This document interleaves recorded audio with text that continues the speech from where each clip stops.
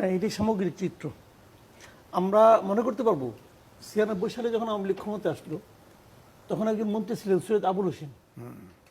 ওনার লাল passport যখন ছিল, উনি প্রতিমন্ত্রী ছিলেন, লাল পাসপোর্ট ছিল। লাল পাসপোর্ট থাকাকালীন উনি ওনার সবুজ পাসপোর্টটা জমা দেন নাই, সারেন্ডার করেন নাই। এই জন্য এটা নিয়ে কিন্তু হইচই হয়েছিল এবং সৈয়দ আবুল হোসেনকে রিজাইন করতে হয়েছিল। এই আওয়ামী লীগ গভর্নমেন্ট বলে, কিন্তু এই শেখ হাসিনা গভর্নমেন্ট ছিল তখন। একটা প্রতিমন্ত্রীকে রিজাইন করতে হয়েছিল যে উনি বলেছে এটা ভুল ক্রমে জমা দেওয়া হয় নাই। কিন্তু দুইটা পাসপোর্ট রাখা যায় না বাংলাদেশে আইনে।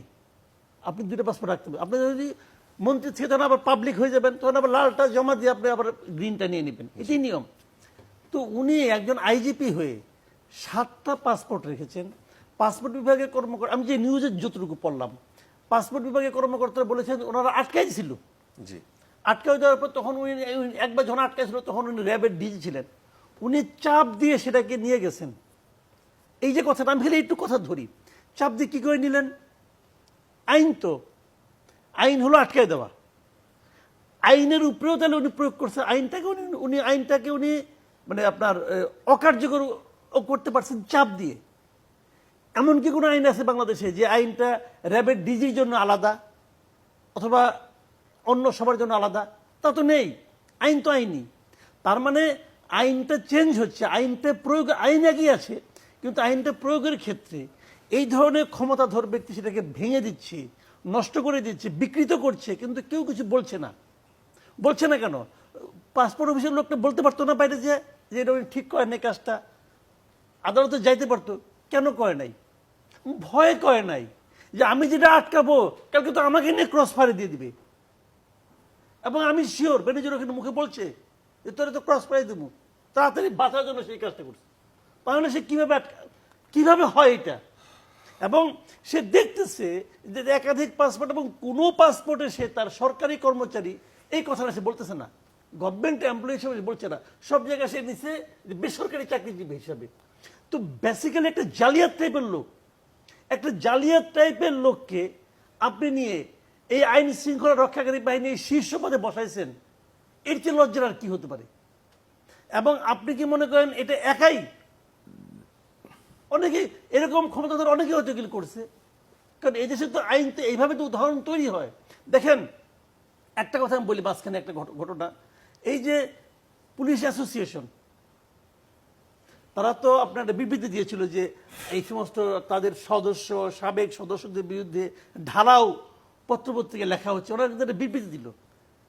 এই যে ঘটনাটা প্রকাশ হলো, এখন ওই অ্যাসোসিয়েশন বিবৃতি দেখ যে আমাদের সাবেক এই লোক এই কাজটা করেছে, এটা অন্যায় করেছে, আমরা ওনার দায়িত্ব নিতে চাই না। দেখ বিবৃতি, তাদের বিবৃতিতে তারা কিন্তু ওনার নাম উল্লেখ করে নাই, কিন্তু নাম উল্লেখ না করেও এটা কিন্তু স্পষ্ট বোঝা গেছে যে ওনারা কি বলতে চাচ্ছেন। ওনারা আসাদুজ্জামান মিয়া এবং বেনজির আহমেদের কিন্তু বলছেন ওনাদের নিয়ে এত লেখেন না আপনারা। এক ধরনের চাপ, এক ধরনের হুমকি ছিল সেটা। সেই হুমকির এখন যেন এটা প্রকাশিত হয়েছে যে তার 7টা পাসপোর্ট ছিল, এইটাকে অ্যাসোসিয়েশন কিভাবে ব্যাখ্যা করে? তাদের একজন সাবেক কলিগ, আমি তো মনে করি সেই কলিগ এটা তাদের উপর প্রেশার দিয়ে কাজটা করেছে। আমি মনে করি বেনজির আহমেদ, আসাদ সাহেব, ওনারা প্রেশার দিয়ে ওদেরকে দিয়ে বিবৃতি দেওয়া হয়েছে। এটা কেন মনে করি জানেন? আজকে দেখলাম আরেকটা পত্রিকায় যে মতিউর রহমান সাহেব, উনি যেখানে চাকরি করতেন, উনি ওনার অধীনস্থ যারা ছিলেন তাদের কাছে হোয়াটসঅ্যাপ মেসেজ পাঠিয়েছেন, পাঠিয়ে বলছেন আমার এই দুঃসময়ে আপনারা মাঠে নামেন, আপনারা একটা বিবৃতি দেন। সেই মেসেজ আবার ফাঁস হয়ে গেছে, ওরা বলে দিচ্ছে। তো ওইটা হয়তো সেভাবেই হয়েছে একসময়। এখন যারা এখানে এই অ্যাসোসিয়েশনে আছেন তারা তো ওনারই অধীনে একসময় কাজ করতেন, এদের অধীনে করতেন। হয়তো সে পার্সোনাল রিলেশন হোক অথবা প্রেশার হোক অথবা চক্ষু লজ্জার খাতিরে হোক, তাদের দিয়ে এই কাজটা ওনারা করে। এখন তো ওনারা বিব্রত হয়ে গেছেন।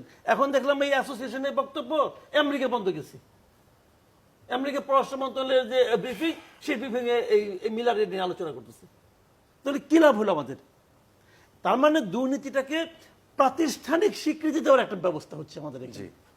প্রাইম মিনিস্টার তো সরাসরি বলেন আজকে এত দুর্নীতি করে কি লাভ হলো, দেশে তো থাকতে পারলেন না। তো উনি যে মানসিকতা নিয়ে কথাটা বলেছেন, এরা কি সেই মানসিকতা নিয়ে ফিল করে? আচ্ছা, এই যে মনে করেন মতিউর রহমান দেশ ছেড়ে পালাইছে, শুনলাম নাকি মাথা মধ্যে অনেক চুল ছিল, কিন্তু মাথা নাকি ন্যাড়া করে সে পালাই গেছে। এই চুলের এত চুল সে ত্যাগ করছে আর কি। ত্যাগ করে সে নেড়া হয়ে পালিয়ে গেছে। আপনি কি মনে করেন মাথার চুল ত্যাগ করলেও শরীরটা তো রয়েছে রে ভাই। ওরকম এখানে সে কিছু সম্পদ ত্যাগ করে গেছে। আপনি কি মনে করেন এইটুকুই তার সম্পদ? বিদেশে তার কিছু নাই, সে বিদেশে মহা আনন্দে থাকবে। 2-3 বছর পরে খবর পাবেন সে বিদেশে ইউরোপে আছে, যা আছে তার 3 পুরুষ চলবে এটা দিয়া। বউ বাচ্চা তো আগেই গেছে, বউ বাচ্চা তো আগেই গেছে। জি। তো আপনি আমাকে বলেন তো এরা কি গেলে দেশেই করছে, বিদেশেও করছে? মানে এরা হয়েছে কি কোথায় কোথায় করবে, এত টাকা হয়ে গেছে, কোথায় করবে কোথায় রাখবে বুঝতে পারছে না।